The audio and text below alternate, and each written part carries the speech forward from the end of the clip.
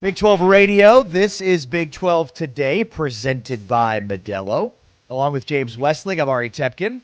Do you have any Modelo fan rules today? Of course I do. You can get to those when we get to King McClure, our buddy. You called the game between Baylor and Iowa State with him in Waco on Wednesday. What's up, King? How are you? I'm doing good, brothers. How we doing? Doing great. Thank you. Always appreciate your time and insight. What were your takeaways from the Baylor-Iowa State game that you and James called on Wednesday? I mean, I have a few. I mean, this Iowa State team is the real deal. However, Baylor just couldn't make a shot. I think if Baylor makes shots in that game and even just shoot it at a decent clip, not a great clip or a good clip, just a decent clip in that game, because I feel like they played good enough defense. They did what they had to do defensively. They limited Momcilovic. They dominated on the offensive glass. I mean, Baylor had chances to win that game. They just couldn't buy a bucket. But I think for Iowa State, it kind of just shows you the versatility in how they can win games. I mean, Momcilovic doesn't have a good game, so Heisey comes in off the bench and he ends up knocking down shots. Tang got in foul trouble early on. In that second half, he was just terrific, and he took it to another level. Joshua Jefferson was consistent the whole game. You know, he might be the most versatile player in the Big 12 currently, and maybe one of the most versatile players in the country. They just have a variety of ways in which they can beat you, and they showed it in that game. King, what's your take on the point guards in this league? Jaden Bradley at Arizona, Tamin Lipsey at Iowa State, Rob Wright at BYU, and who are the point guards that you played with at Baylor? Because Baylor's always had a really good one, and this year they don't have that guy. Yeah, I mean, I think the point guards in this league are terrific, and I think that when everything breaks down or when everything, goes to chaos in basketball games, you need that guy at that point guard spot to be able to hold it down and to be able to control the offense and control the tempo and control the pace. I mean, you even look at Milos Uzan, like he's terrific as well. I mean, there's so many good point guards in this league, and I think the best teams in this league are the guys with the best point guards. Even Christian Anderson is a guy we can't forget, even though he's a little bit younger. But you're right, Baylor doesn't have one. And, they have a bunch of high-level talented wings and then a few bigs, but they don't have a true point guard. And you kind of saw that in this past game when, situations were a little bit chaotic. They didn't have anybody to be able to just control everything, slow the game down, and, dictate where the ball should go and get people in their spots. And I think that's very, very important. Who do you think is the most underrated team in the Big 12 right now, King?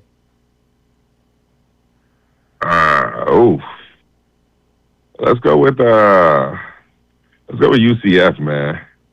I like what I'm seeing from them. I think Riley Kugler. Kugler. My bad. I'm tripping. No worries. It's an early morning, y'all. Riley Kugler is legit. I mean, transfer from Florida. He can really, really play. I like that UCF team. I haven't got a chance to see them up close and personal yet, but I do think they're pretty good based off what I've watched on film. So I think Johnny Dawkins is in a good spot. They lost to Oklahoma State earlier on this week, but I think they're in a good spot. Talking with King McClure, ESPN, NBC college basketball analyst on the TV side, our Big 12 men's basketball go-to.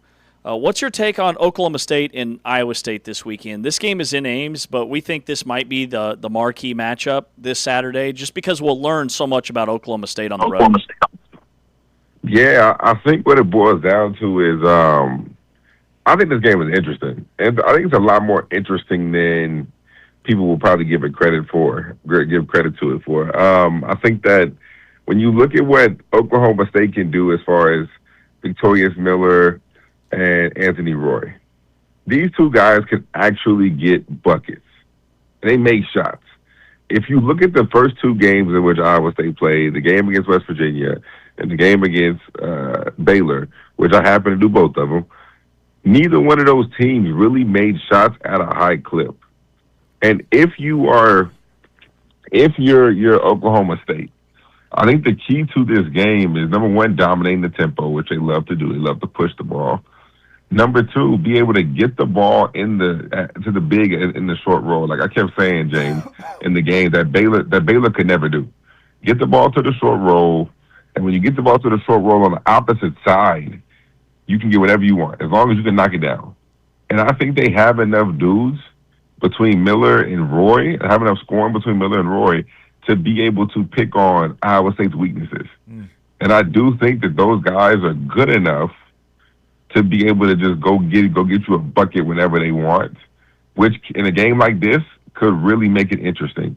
So I think that Miller and Roy have to be big and have to score the basketball like we know they can in order for them to pull off this upset. But I do think it'll be interesting. I think it'll be a good game. How about Baylor and Houston? Obviously, a huge spot for Baylor to avoid going 0-3, and it's a tough team to try to beat to avoid going 0-3.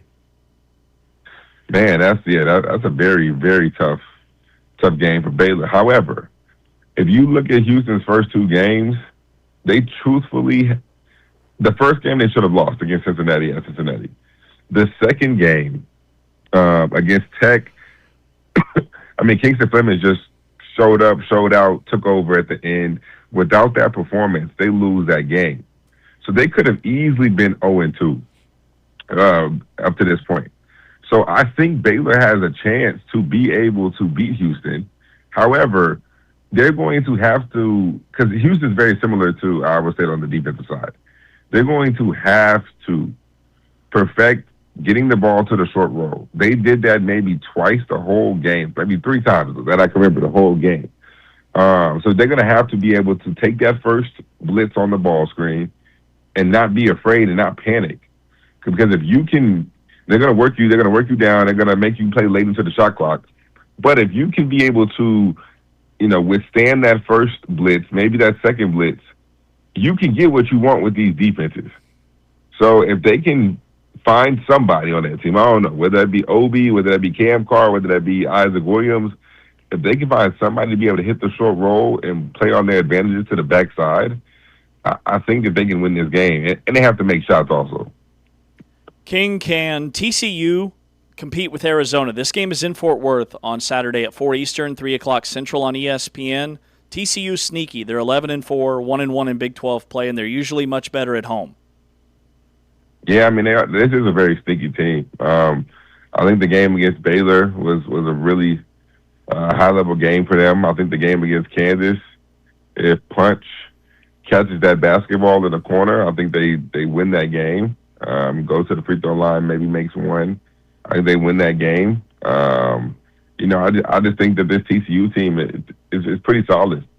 I mean, I think Pierre is a very, very underrated scorer, underrated guard in this league, and I think they're more connected defensively than we've seen them be in the past few seasons.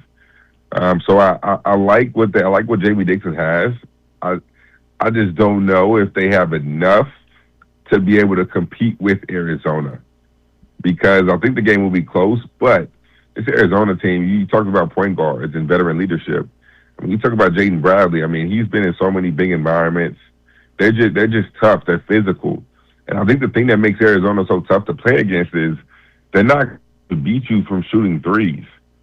Like, it's hard for them to have an off game because they play this inside-out approach that is so unique in today's college basketball. That they love to pound the ball inside. They'll drive you. They'll get to the rim. The guards will, between Braden Burries and Jaden Bradley. Like they don't sit there and rely on threes.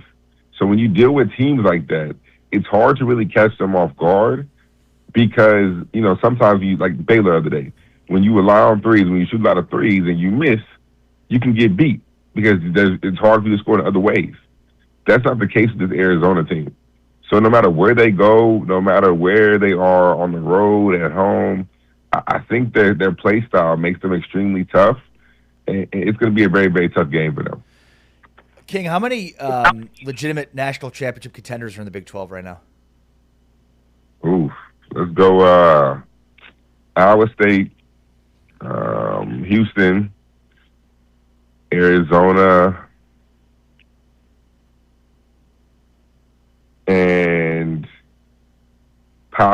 possibly BYU. So I'll go 4. 3 and a possible. And why those 4? I think that at least in the 3 for sure that I said, I think that they have enough offense and defense to be able to give you what you want as far as a national championship contender. Iowa State and Arizona for sure. Houston, experience matters. You're dealing with guys in Uzan and Tugler and Sharp who have been there, who have been to the national championship game, so they know what it takes. They know how hard you have to play. And then you got a guy like Kingston Fimmons and Sinak, who you add to that roster, who are 2 legit NBA guys. So now I think this team has a chance to be able to go even further or to be able to win it because of 2 NBA guys mixed with veteran leadership. Their bench just needs to give them a little something, and they've been a little bit better lately. And then BYU just strictly off of talent, talent and length. I mean, I think when it comes to trios, it's hard for me to say that there's a better trio in the Big 12 than the Donsta, Rob Wright, and Richie Saunders. I mean, those 3 guys alone can go for 25 plus on any given night. So I think they have enough talent and length to be able to compete. I don't think they're a true national contender, but I do think they can make it to the Elite 8. And, if they get hot enough and get better on the defensive side, they could potentially go to a Final Four. But I think those 4 would be the 4 that I would say. King, you played at Baylor when K-State coach Jerome Tang was Scott Drew's top assistant. Why do you think that K-State has struggled the last 3 seasons? Oh, man, just put me on the spot, huh? Once again.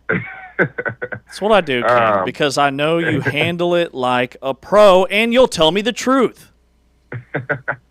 Man, honestly, I think that the worst thing, and I said this, I think the worst thing that happened to Jerome Tang while he was being at K-State was what happened his first year. I think that when you do something like go to the Elite 8 on your first season, the bar is set. The expectations are there. Everybody expects you to be a tournament team, or everybody expects you to win a few games in the tournament every single season, because that's the standard that was set. You're based off your first year being there, which I think is extremely unfair to him because, he just happened to get lucky. I mean, his team was good, but he happened to get lucky right there. So typically when a coach comes in, that first year is almost like a rebuild year. The second year, like you should be a little bit better. And then you can just slowly take jumps every single year. I don't think he's had that luxury to be able to take jumps because every single year after that first year, because they exceeded expectations on a different level, they've gone down and they haven't made the tournament. So I will say, there's a few players that they've gotten that has not hit. When you look at last year, when you look at Coleman, not Christian Coleman. What's my man's name? Was it West Coleman? Oh, Coleman Hawkins. There we go. Coleman Hawkins. Yeah. Coleman Hawkins. He wasn't as good as advertised. They kind of missed on Coleman Hawkins. I think the team with Tyler Perry, the team with Arthur Kaluma was decent, but I don't know if Tyler Perry was as good as they probably expected him to be, even though he had his moments.